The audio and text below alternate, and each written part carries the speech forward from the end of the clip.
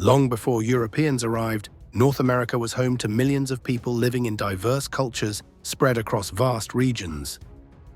This world was not empty, undeveloped, or waiting to be discovered.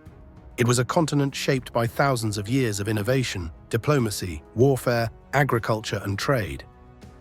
Understanding indigenous North America before European contact is essential for understanding the world that the first colonists entered in the early 1600s. In the Northeast, powerful confederacies organized large populations and governed through sophisticated political systems. Among them, the Haudenosaunee, often known as the Iroquois Confederacy, stood as one of the most influential. Formed centuries before Europeans arrived, this alliance of nations practiced a system of collective decision-making, guided by clan leaders and deeply rooted traditions. Their political structure was so advanced that later observers in the colonial period would compare aspects of it to democratic principles.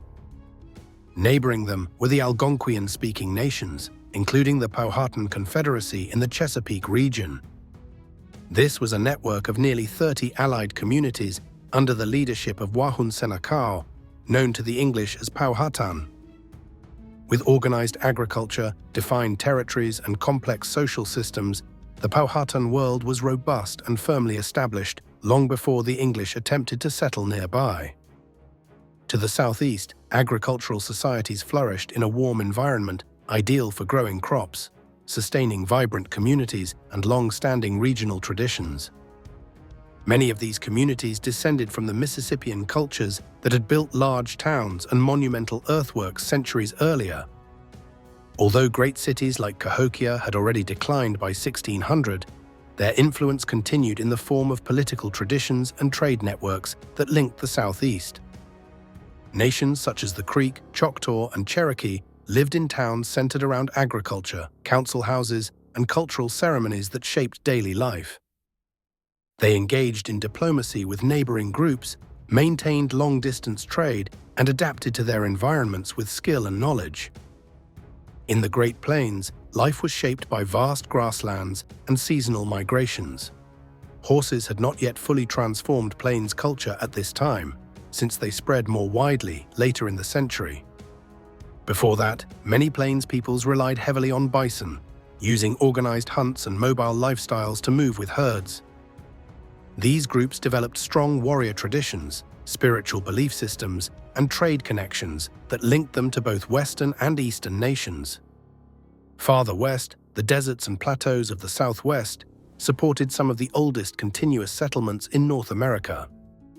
The ancestors of the Pueblo peoples had built multi-story stone and adobe dwellings, irrigated their fields, and developed farming techniques perfectly suited to their harsh climate. By 1600, Pueblo communities such as Hopi and Zuni maintained complex religious structures, trade with surrounding nations, and agricultural systems that had sustained them for centuries. Nearby, Athabascan-speaking groups like the Navajo and Apache lived more mobile lifestyles, interacting, trading, and sometimes clashing with the Pueblo world. Along the Pacific coast, rich marine environments supported some of the most densely populated regions in North America. The peoples of the northwest coast, including the Haida, Tlingit, and others, lived in large villages, relied on salmon runs, and produced highly developed woodcarving traditions. Their societies were organized through clan systems and ceremonies that reinforced social order and cultural identity. In California, hundreds of distinct languages and communities thrived, each with its own traditions, trade routes, and relationships to the land. Across the Arctic, the Inuit adapted to a climate that Europeans would struggle to survive, developing knowledge and skills refined over countless generations. Their tools, clothing, and hunting techniques, perfectly suited to ice and sea, allowed them to thrive in an environment where few others could endure. Their knowledge passed down over generations demonstrated the deep understanding indigenous peoples held of their environments. Agriculture formed the backbone of many societies in the East and Southwest. Corn, beans, and squash, known as the Three Sisters, were cultivated for over 1,000 years before Europeans arrived. These crops supported growing populations, shaped trade, and influenced cultural development across the Americas.